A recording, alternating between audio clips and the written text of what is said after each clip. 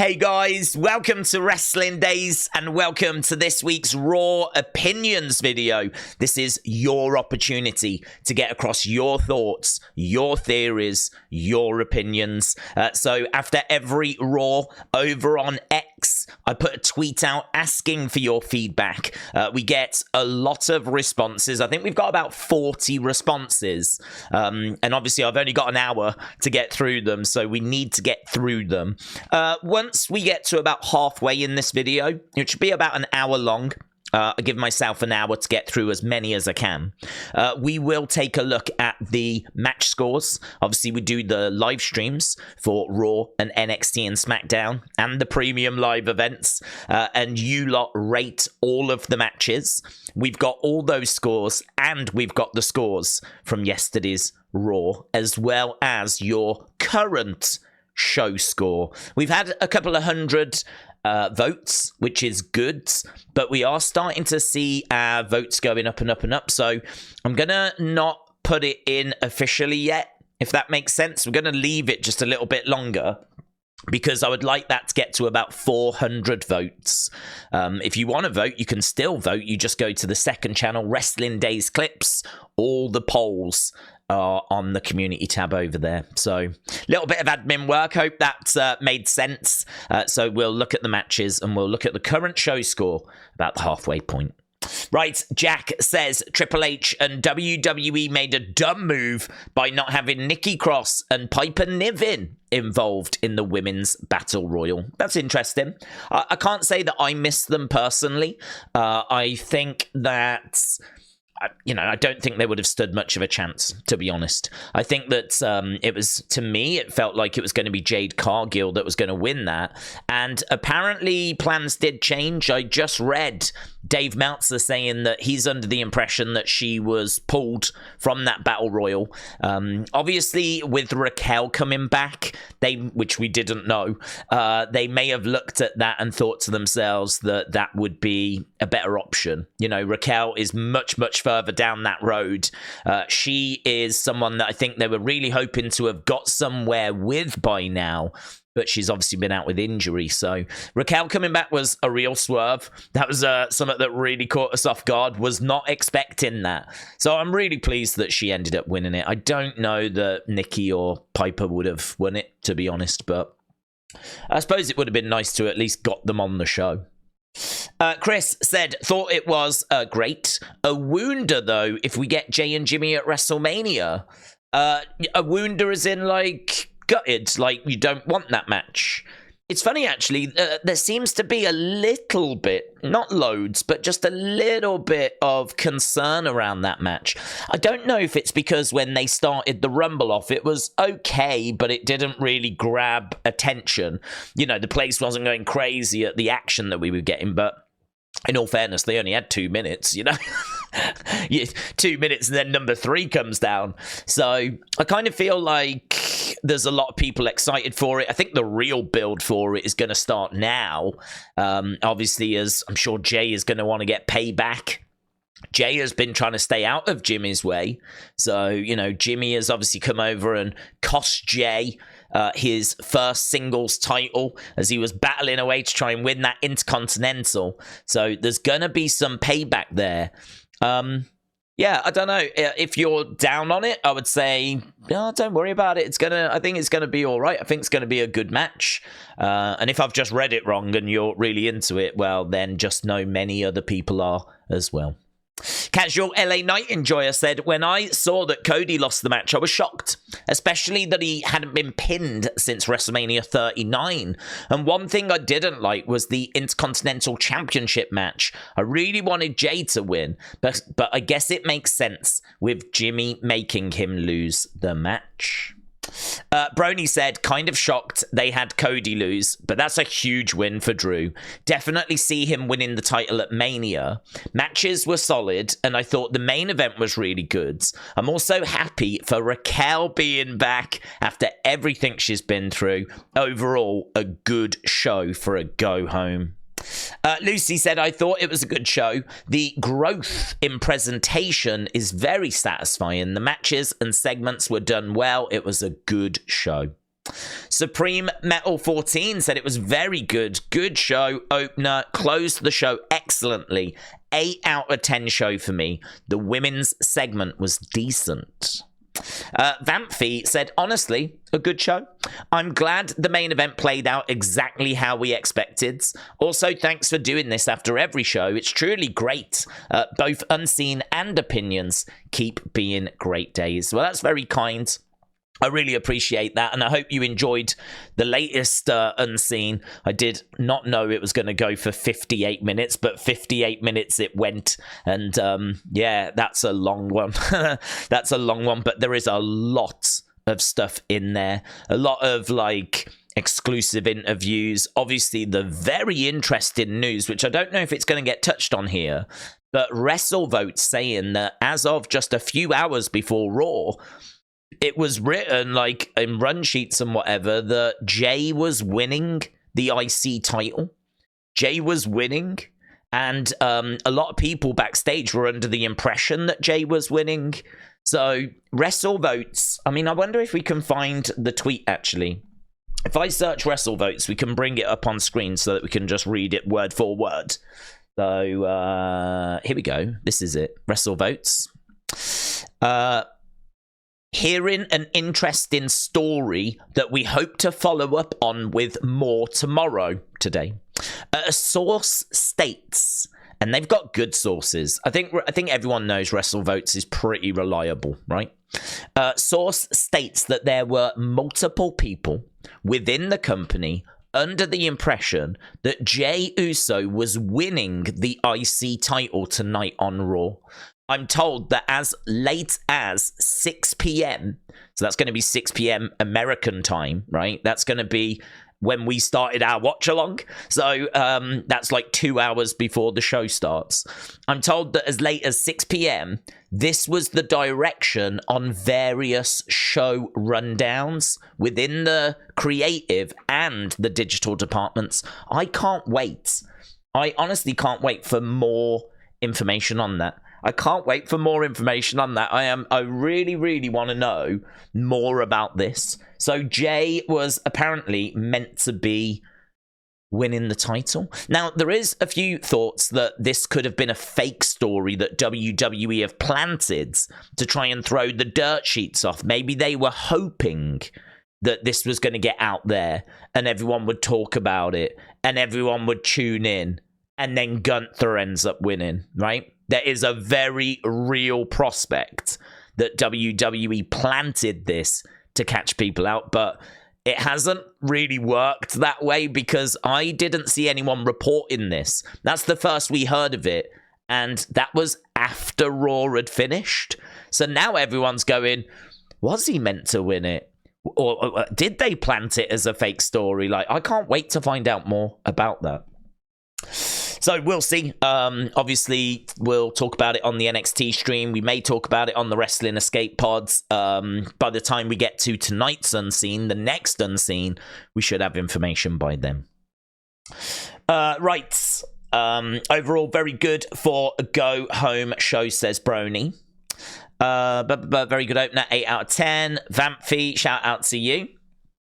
Jaden said, love the ending, really hyped for Uso versus Uso, and hopefully it's in a street fight or my favourite, Hell in a Cell. The one thing I need to happen though is to get Rikishi involved in some way, maybe as a guest ref. That would be excellent.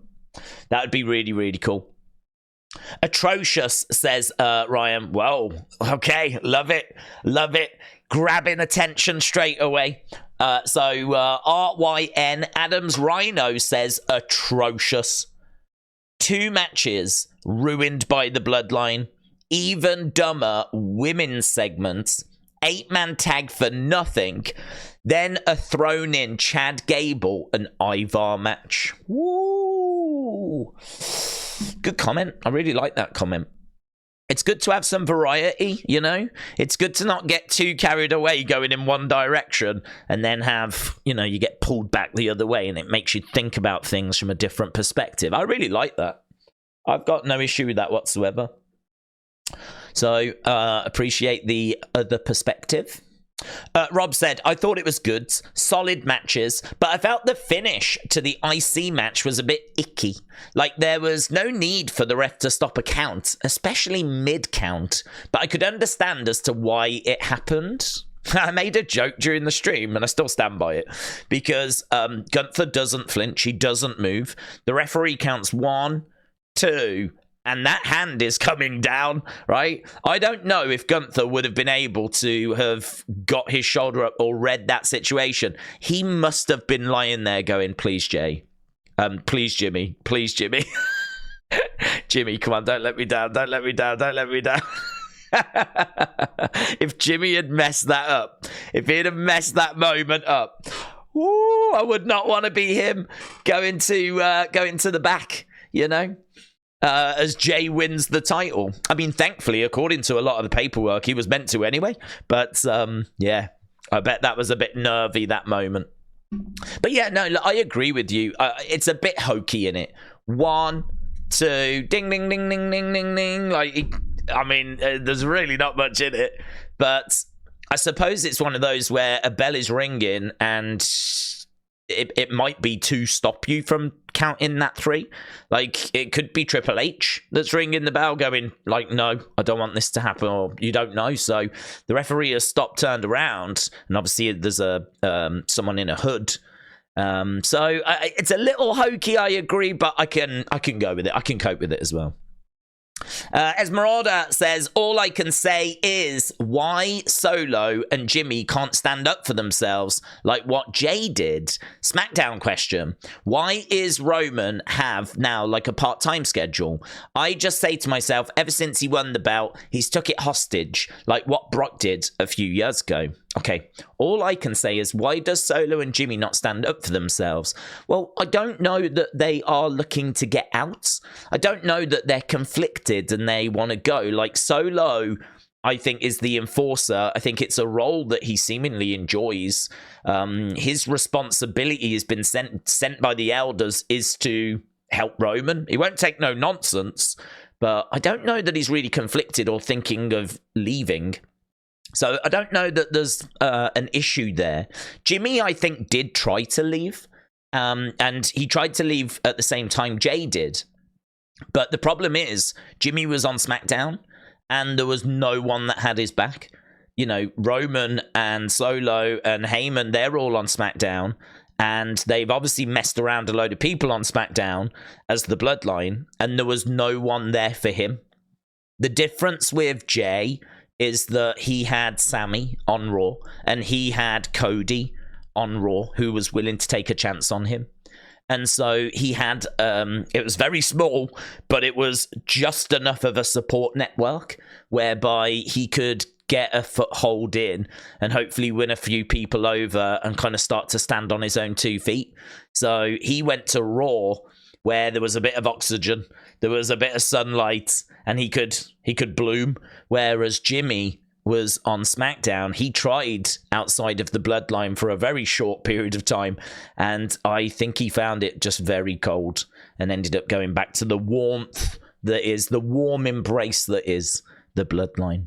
In regards to why does Roman have a part-time schedule, I mean, to be honest, I think that he is about his family. I think that he's probably earned enough money. I think that he's looking for quality of life at this stage now. And he's looking for family life. He needs to go to work. He wants to add to his legacy, but he's not going to allow that to get in the way of his family. And I think he is family first. And I can understand that, to be honest.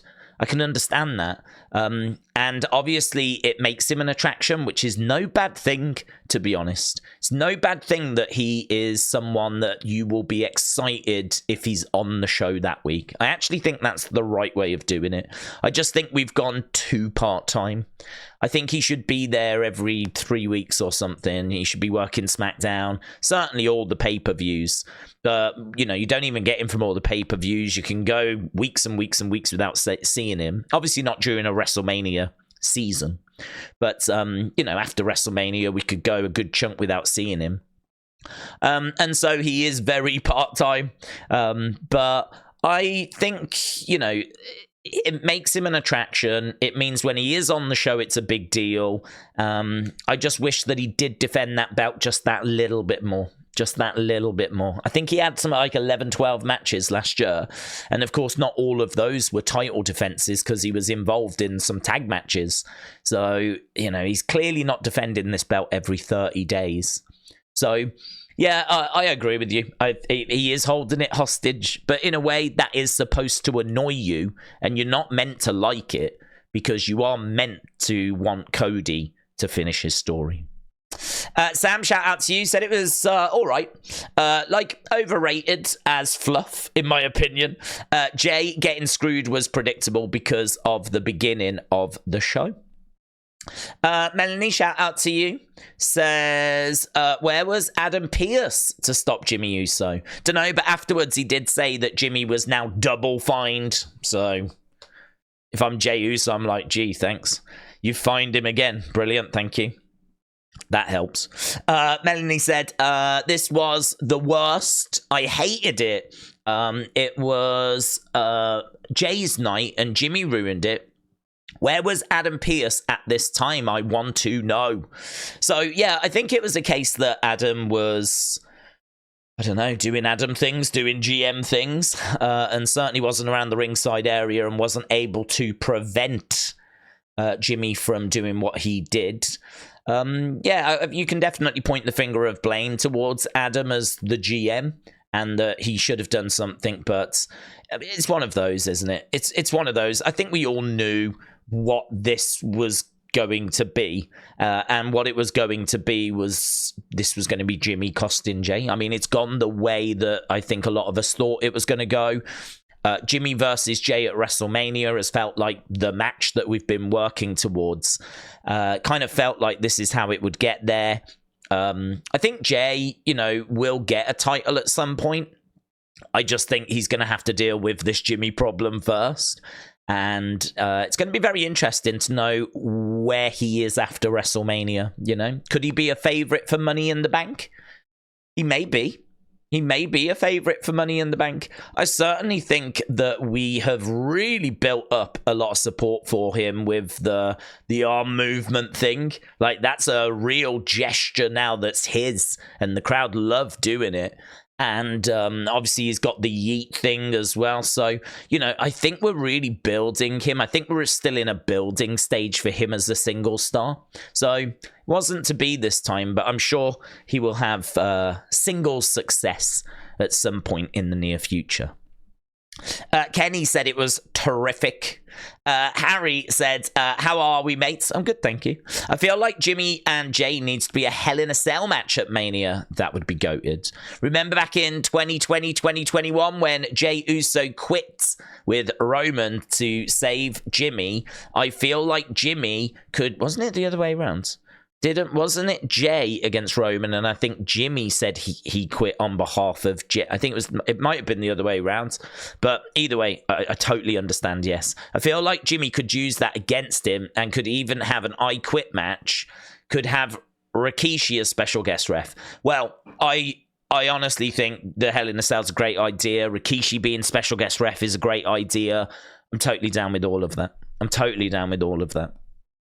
Bonzo said, I hope the lines don't continue to blur further with WWE and UFC. UFC is cringe enough at times without the WWE influence. Coming from both a wrestling and an MMA fan, thoughts?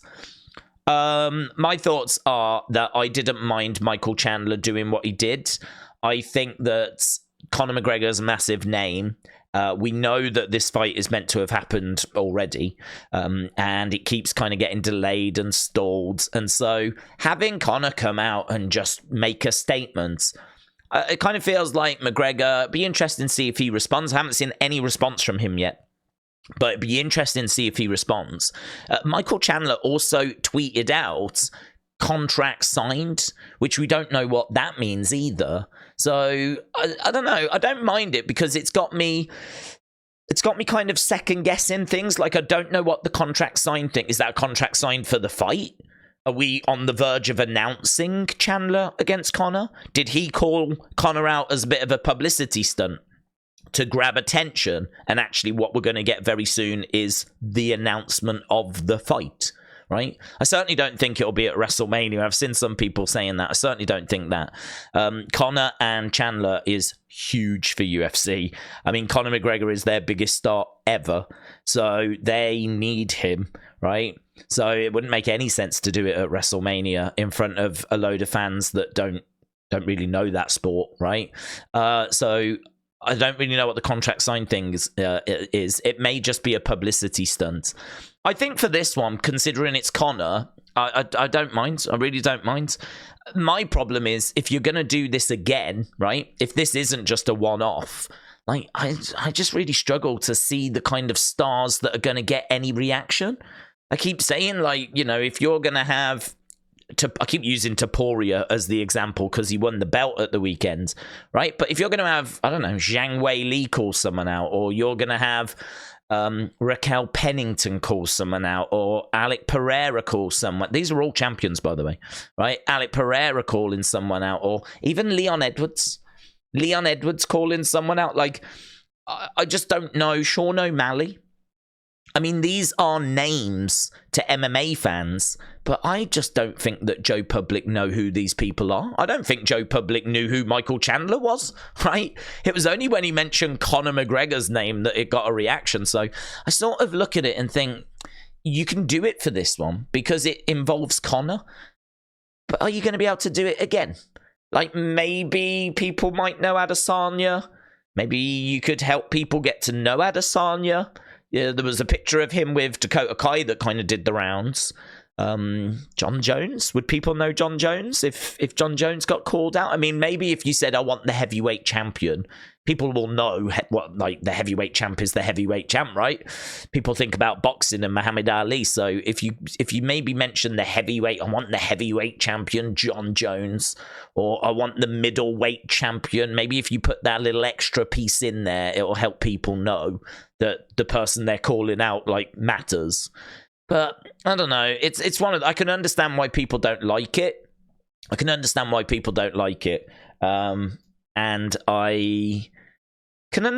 people are like, I'm not offended by it. I think I'm more in the I'm not offended by it because I love both. So I'm not offended by it. But I just don't know how you're going to keep doing it.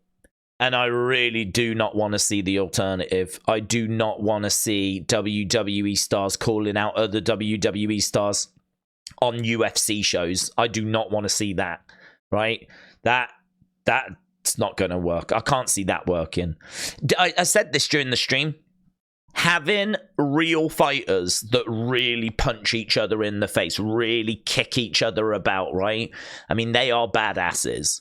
Calling each other out on a WWE show, it's kind of cool. It makes WWE legit. Yeah, WWE are trying to come across like they're legit, trying to come across like, yeah, we're a sport. You know, we're doing the drawing on the screen with the analytical stuff. You know, we're doing this really nice presentation.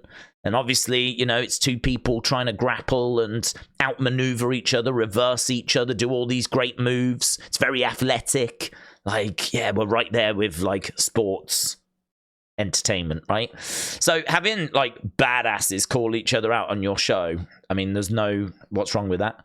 But the alternative, the other way round, would be having scripted performers, wrestlers that, you know, they have scripts. I know you're not meant to call them scripts, but they do have scripts. They have their lines for their promos. They get told what moves to do and all this kind of stuff. Having those people go to UFC in front of that crowd, right? That's an older, very male, very vocal, very bloodthirsty crowd, right? Imagine a couple of pro wrestlers rocking up. I mean, maybe if you get a legend like Randy Orton, you might get away with it. Or The Rock, right? Or maybe Roman Reigns, or not even CM Punk. CM Punk was there the other day. He got booed out the building. So a Randy, I think, would be well received. A Rey Mysterio would be well received. Because to be honest, they would just be like, nah, it's Rey, he's a legend. You know, Ric Flair. They would love Ric Flair. Yeah. But you're not going to get away with having Karrion Kross do something. You're not going to get away with having the street prop. You've got to be really, really careful as to who you're gonna like do the other way round. And I'll be really interested to see if they do it. I mean, I would say don't, but if you're gonna do it, you need to be picking up the phone to Randy Orton, or you need to be picking up the phone to Bobby Lashley, or you need to be picking up the phone to Rey Mysterio, because that crowd might just go with it because they're such legends. But it's really interesting. It's one of the most interesting things that came out of the show for me, because obviously we're a fan of both. So, yeah, great question, Bonzo. Great question. Phoenix Maximus said everything Bloodline is predictable. That is true. Nando said, I hated the UFC moment. UFC fans don't respect WWE. That's true. Yet, we are supposed to care what they're doing. I simply don't. And I don't know, they won't do the same for WWE on UFC. That annoys me because it's literally only benefiting UFC. I understand it's a genius TKO business move, just in my opinion. Well, I think I look at it just slightly different in the sense of if you have UFC fighters doing stuff on WWE, you may make WWE just that little bit more palatable to some of those UFC fans that don't like it. Like, if you've got UFC fans that are like, nah, it's a load of rubbish, ain't watching that, right? Well, if all of a sudden there's like a few announcements getting made on WWE, you might get people like tuning in. Certainly if you tease something in advance. So like tune into Raw, Conor McGregor's going to be there and he's got something to say, right? You'll get some, you might get some extra fans tuning into WWE. And honestly, I think the product's in such a good place at the moment. There's not really too much cringe stuff that we're doing. You know, we haven't got Miz and Morrison. Or anything like this. I know we've got R-Truth, but R-Truth's harmless. And I kind of think that I would hope they would get the joke, right? But I think there's some really good in-ring action. I think there's not really anything I would say that's too offensive to new eyes. I think that WWE, we can agree, is in a pretty strong place right now. So, I don't know. I think I'm looking at it more, not so much like, oh, I don't like the fact we're doing this for them because they wouldn't do it for us. I think I'm looking at it more, it could bring in some new eyes. It could align the two companies closer. And honestly, WWE getting aligned a little bit closer to UFC and getting a little bit of their credibility is not going to hurt in the older demos. The kids aren't going to care. But those adults, male adults in particular, that normally would have watched, say, during the Attitude Era, but now don't have to because there's an alternative and it's called UFC. If you can just make it even that little bit more palatable to them, you've probably got to take that as a dub. So, I don't know. I totally get where you're coming from. But I don't mind exploring it. I don't mind just having a little look. It could be horrible, and it could go wrong, and it could have a big backlash. But I've got to say, I don't mind them giving it a look. Rico said, the women's chamber segment showed that not all mic skills are created equal. Bex is probably the best to do it. Liv is a really good promo. Raquel was instructed to remind them it could be Rhea or Nia at WrestleMania. Naomi got cut short. Tiff's got work to do and finished strong with Bianca. Tiffany has never been great with a live mic, and this was one of the reasons why I wasn't sure why we brought her up like as quick as we did. We've spoke about it. We've said, I remember when she was champion in NXT not that long ago, there was a segment where she had a live mic. It bombed. It was horrific, right? She's only going to get better with more reps, but to be honest, she doesn't need to do those reps on TV. She can do those reps on house shows. You can give her a segment on a house show where she comes out and interrupts and talks, which is going to help her. This was early for her to get such a moment, but maybe there's a sink or swim kind of mentality, you know? So, yeah, it felt clunky in places. I agree. It felt clunky. I think Becky is very comfortable out there.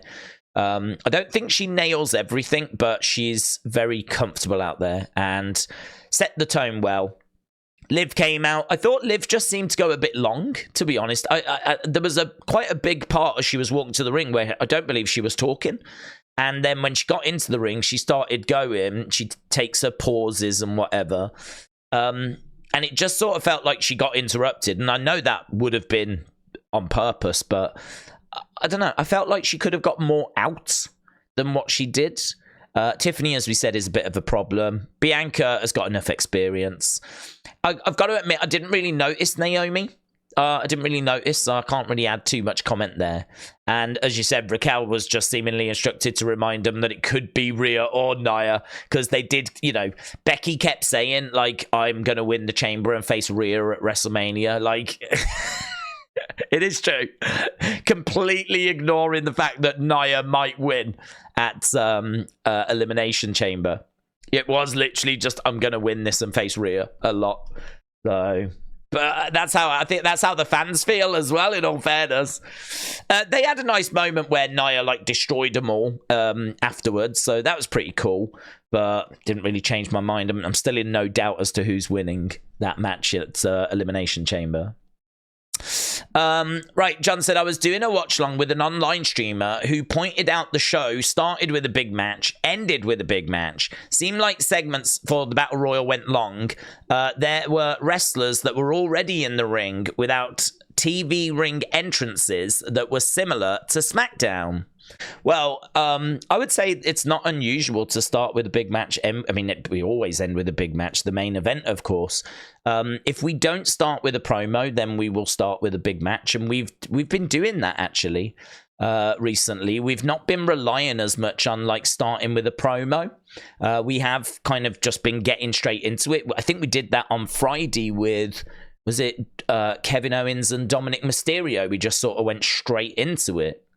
I think that some segments, probably did go long, to be honest. Gunther, for example, didn't really get much of an entrance towards the end. So, yeah, you know, you're going to get that, though. You're going to get that. You know, trying to get this thing, like, perfectly timed and whatever is a very difficult thing to do. So... Deadman Talking said, I love how creative is developing the Cody versus Bloodline story and how they're really hammering home that Cody needs to solve the puzzle of getting past the Bloodline. I also really like how and when Solo's Samoan spiked Cody. He made it look so personal, like Cody was a math book. Do you reckon he saw that in his mind? He looked at Cody and he was like, math. Perhaps that's how he gets himself really fired up. Perhaps he gets really fired up and he's like, because he just looks at his opponent and all he sees are fractions. I like that. Yeah, they really are hammering home that he's got to sort out the Bloodline problem, and good, because that's exactly what he should be focused on. It's a shame that this story is having to hammer it home. It should have been the first thing that he discussed. It should have been the first thing that he was like bringing to our attention, rather than like needing the story to do it. So, but either way, I'm pleased. I'm pleased that he is getting the message. We've got a sad face here. Look at this. What's going on? So Al Turco said, I wanted Jey as champ. Oh, that's a whole lot of sadness right there. Even this giant mommy sad emoji wasn't enough. It's got little 4 baby emojis behind it as well. So that is a lot of sadness. Never been this much sadness on the stream, let me tell you. Well, maybe when Sammy didn't win at Elimination Chamber last year, there was a lot of sadness on the stream then. But look at this. I feel you, pain. Do you know what? I feel like we need to just pick it up a little bit with some joy. So let's have a look, shall we, let's have a look at this. So this is, I've been putting all of the matches into a spreadsheet. I know it's a boring spreadsheet. I may try and find a way of jazzing it up, right? But basically, this is all the shows from 2024 and a few towards the end of 2023. And we've been scoring them. We've been scoring them on Wrestling Days Clips, the second channel. So as soon as the shows end, Raw, NXT, SmackDown, we go over there. So they're nicely out the way. I don't want to flood this channel with those kinds of polls. So we do it on the second channel, so they're nicely out the way. But I do gather that data. And this is all of the shows from 2024 and some of them from the end of 2023. I can tell you, I'm not going to put in this week's Raw just yet. I think I mentioned at the start, it's only had a couple of hundred votes, and I want it to get to about 400 because we've been getting to 400.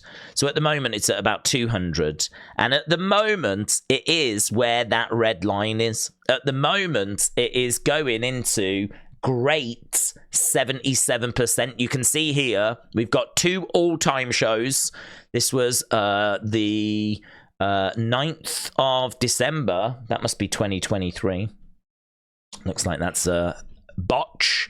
So the 9th of December for 2023, and then the one just below is the 2nd of February 2024. That came out at 40% all time. So we've got both of these shows as all time, both of them SmackDowns. Then we've got these great shows. You can see on the far left, it says if it's all time or great or good. Well, we've got two all time. I could probably color code them actually. There's clearly a bit of work that needs to be done here, but we've got at least them all in the correct order and whatever. So, yeah, you can see the list anyway. You can see the top premium live event is Vengeance Day. That's the highest rated one. Royal Rumble not doing brilliant. I mean, it's come out okay, 66% great. But it was just behind Fastlane. The community preferred Fastlane. And that's fine. That's absolutely fine. It's an honest reaction. And I think a lot of people were left underwhelmed by Royal Rumble this year. So, and you can see SummerSlam faring even worse down here. So, some really interesting stuff. Really, really interesting stuff. But at the moment, it's going in there. That's not where it's going to finish. We'll see what the next couple of hundred votes bring. But this seems like it was a well-received show. Match-wise, there were 5 matches, and this is how you rated them. 3 were rated okay to good, and 2 were great. So the Women's Battle Royal was actually the low mark, but it wasn't that low. It still got 95% okay to good. Just ahead of that, not by much, only a couple of percent ahead, was Judgment Day beating Awesome Truth and DIY. And then just 1% above that was Chad Gable beating Ivar. That didn't get into the great category, which I can't say I'm too down on. I mean, it got good, okay to good, 98%. It was very, very close to getting into that next category. So it just fell short. It just fell short. 98% good, okay. I mean, that's amazing. And then we have obviously the 2 great matches. So Drew against Cody was 66% great, and Gunther Jey Uso 71% great. So yeah, amazing, absolutely amazing. So if we select all and see what that does, so these are the best matches of the year so far, right? So you can see that Drew and Cody is here. 1, 2, 3, 4, 5, 6, 7, 8, 9, 10, about 12.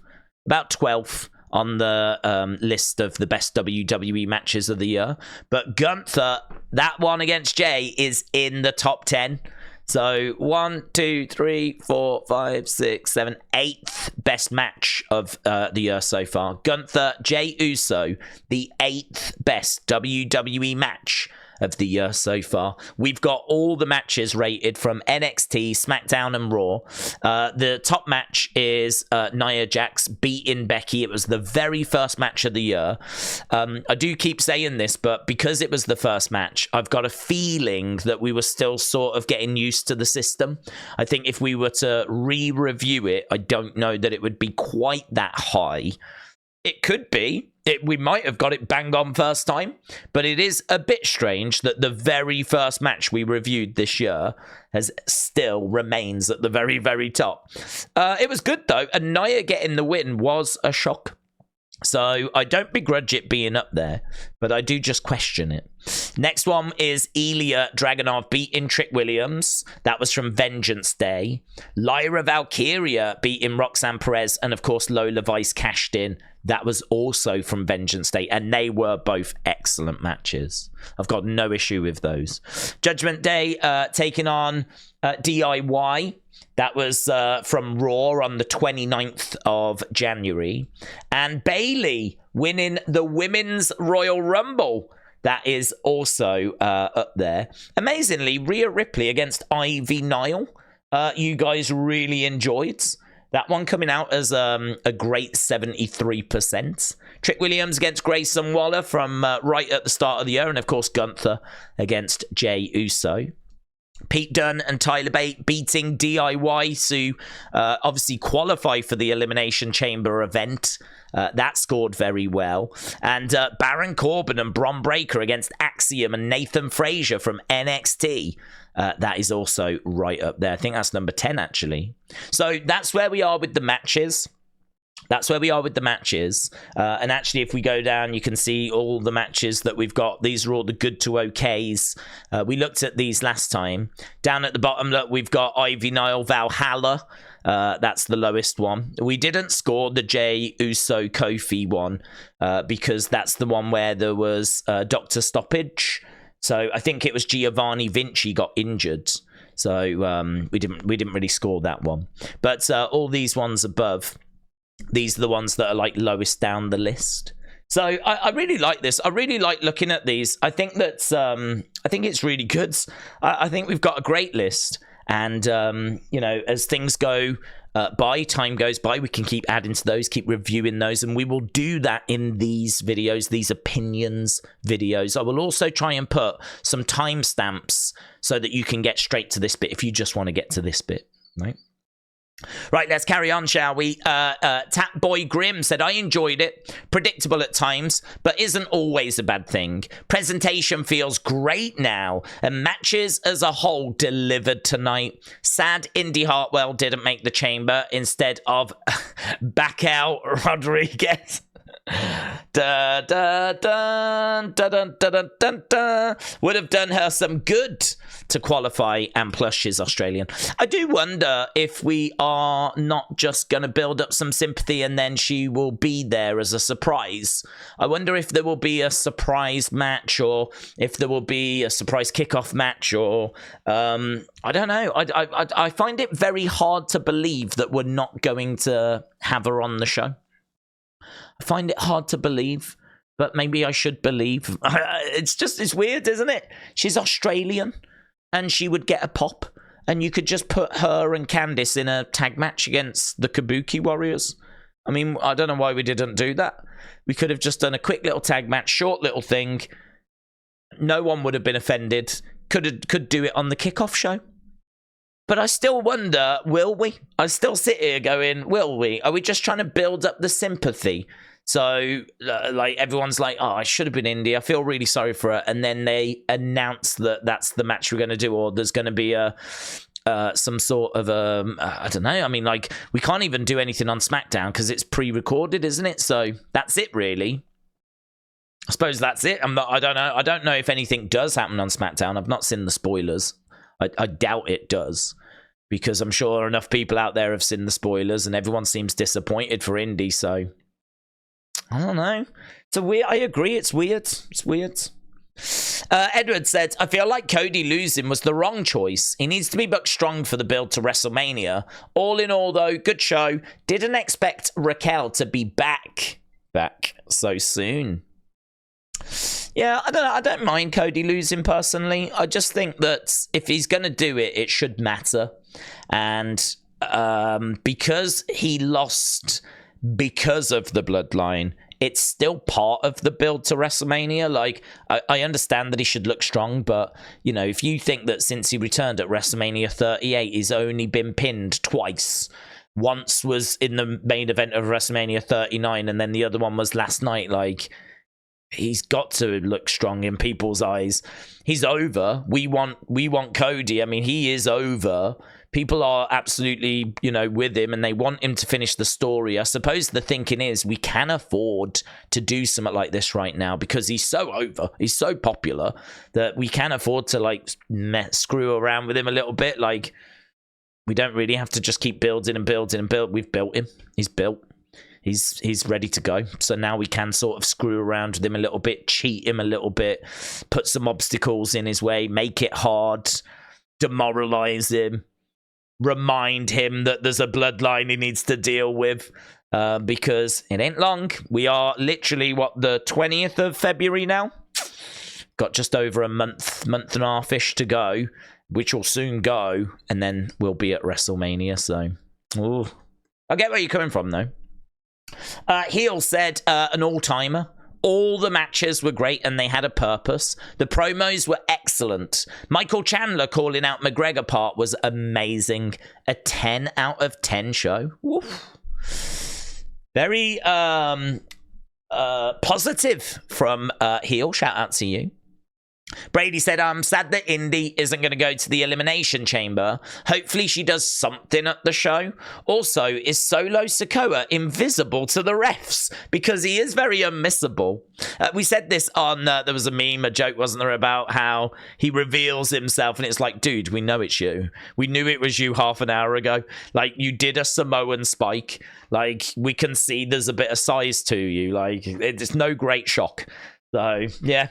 It is true. He is kind of unmissable, but yeah, they do seem to keep missing him.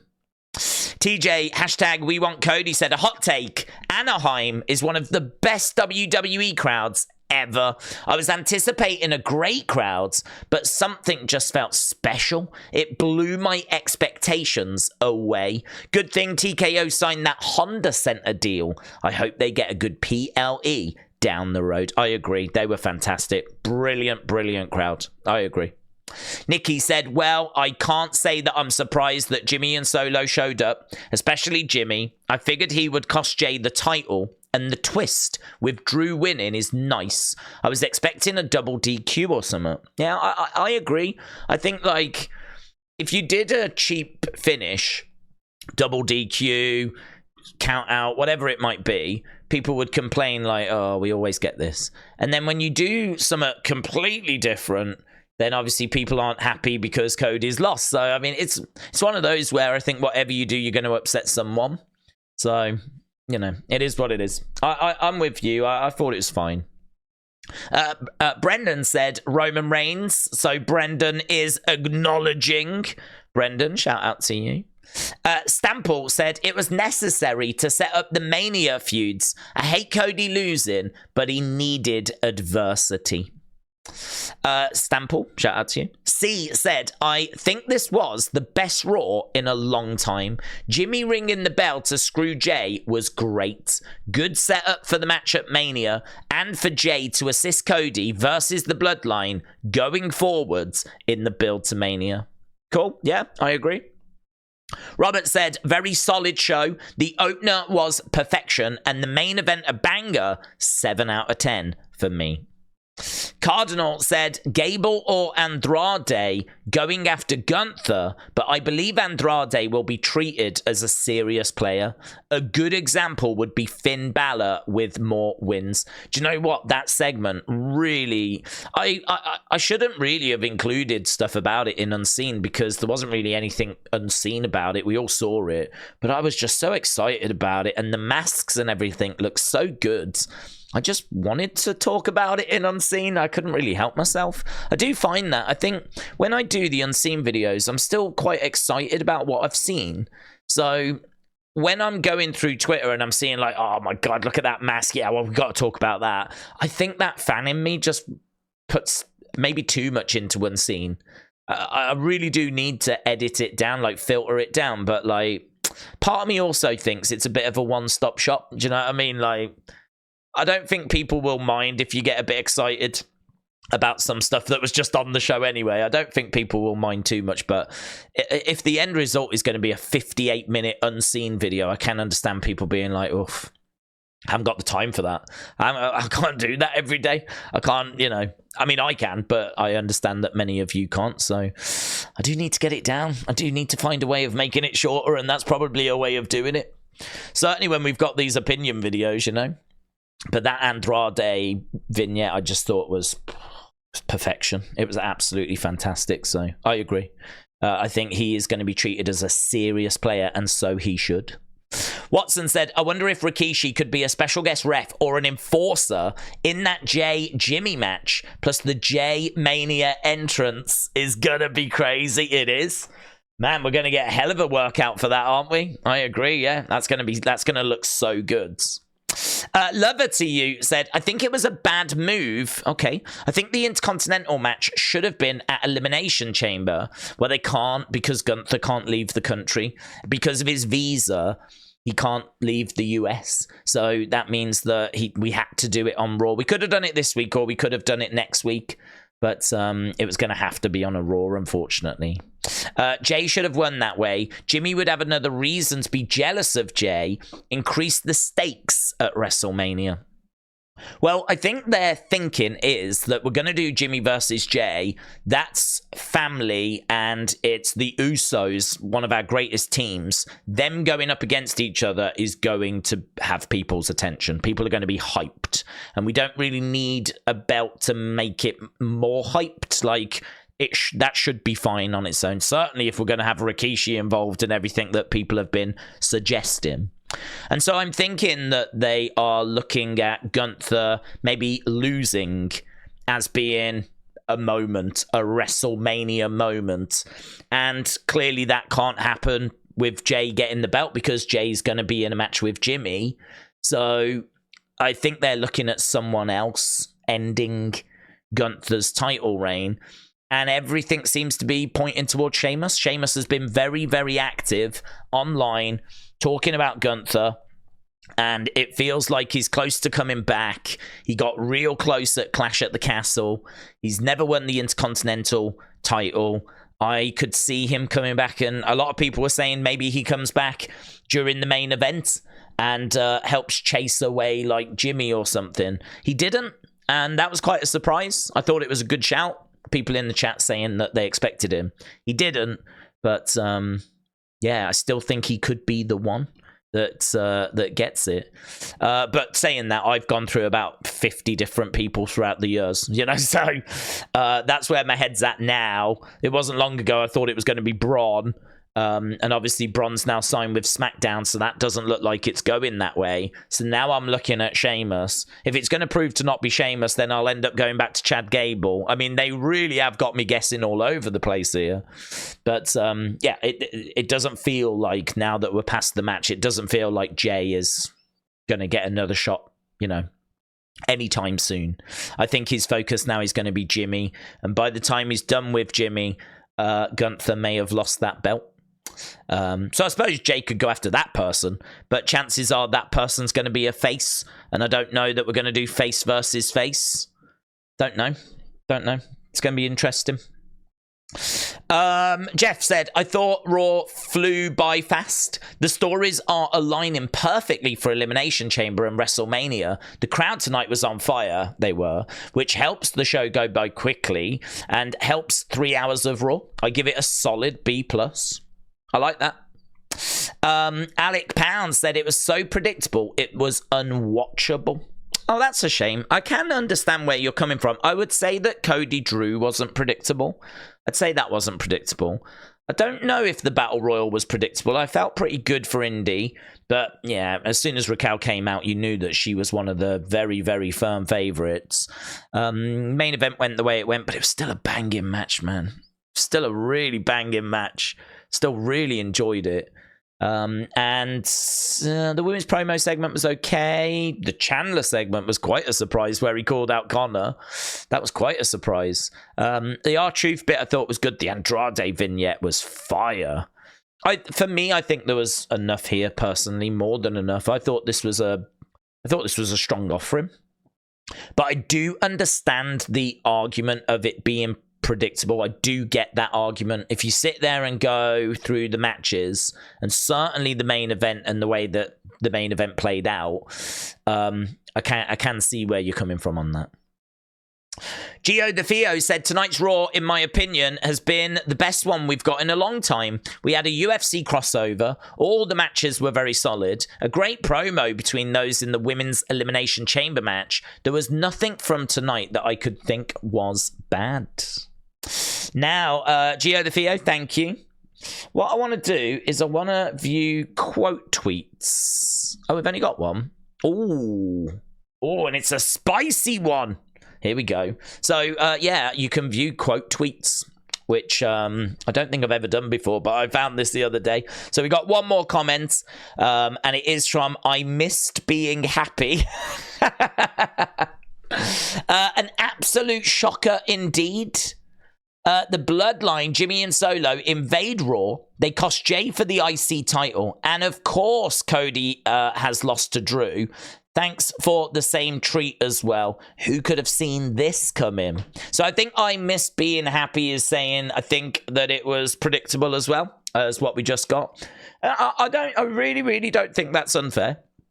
I don't think that's unfair. I think part of what we've kind of got to do on the road to WrestleMania, unfortunately, is going to be a bit predictable. You know, once you get this close to Elimination Chamber or this close to WrestleMania, you sort of, I mean, like, guys, we're going to get Rhea and Becky in some sort of, you know, incarnation. I don't know if it's one-on-one or if it'll be a triple threat or a fatal four-way, but I've no doubt that Rhea and Becky are going to be in a ring together at WrestleMania. Like, as you're getting closer, you can start to see where things are going, and so, you know, things are going to go that way. I suppose what I look at is, well, we've kind of got to do a certain predictable few bits and bobs here and there, but can we get enough in the show that is surprising? Can we get enough in the show that's going to keep you... when you turn off the show, you're going to feel like, yeah, that was worth it. That was worth watching. I felt by the time we got to about the halfway point, I felt like it had already been worth watching. But I suppose you've got to find pleasures in the little things. Like, I found pleasure in that Andrade vignette. I just thought it was so well done, and I was so captivated by it. I found pleasure in the R-Truth interview when, you know, he was just going off about how he's got new friends now. He's got Shawn Michaels, the Heartbreak Kid, and the Cerebral Assassin, Triple H. And then later they show a graphic of DIY and they say not Triple H, not Shawn Michaels. You know, R-Truth, I think, has had a great year so far. I'm pleased that we're moving on from the Judgment Day thing, but I like that. I thought that was a fun little interview. I actually didn't think they would have Drew beat Cody, so that was... I didn't predict that. I thought, like some others, that it would be like a DQ. Cody would win by DQ and we would protect him. So the fact they did that kind of caught me by surprise. And I think a lot of that stuff came in the first part of the show. You know, add in the Michael Chandler thing, which as a UFC fan, I don't love it. I don't hate it. I'm just really interested in it, you know. There was enough here for me and Raquel coming back. I didn't know that was going to happen. So Raquel coming back caught me off guard. Obviously, as soon as she came back, you go, well, she's one of the favorites now. But I still quite fancied Indy to win it. So I do get the predictable thing, but I think there was enough here that I enjoyed or didn't predict that meant that even by the halfway point, I was satisfied. And definitely it was worth my time. So with that being said, we are done. Thank you so much for checking out this opinions video, and we managed to get through all the comments. You can see we got 38. Another one takes us to 39, so we got through 39 comments. We looked at the matches and how they scored. We looked at the show score and where it's going to sit, and even though that's not finalized, we've still got an idea as to where it's going to be. And I would agree. I mean, look, for me, I think I'd be giving this show like a 7.5.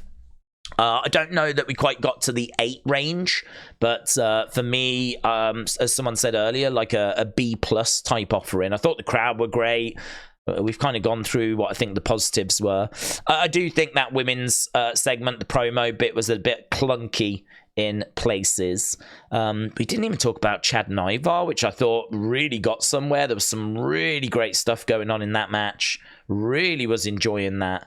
I know it might not mean anything, but just as a contest between two people trying to get a win, it felt credible. There was lots of reversals. I really enjoyed it. It was a good, really good episode of Raw, I thought, and it was good to get your thoughts as well. Don't forget, we are back later with an NXT live stream, and of course, later on tonight, we'll have another episode of Unseen. Thanks for watching. Bye for now.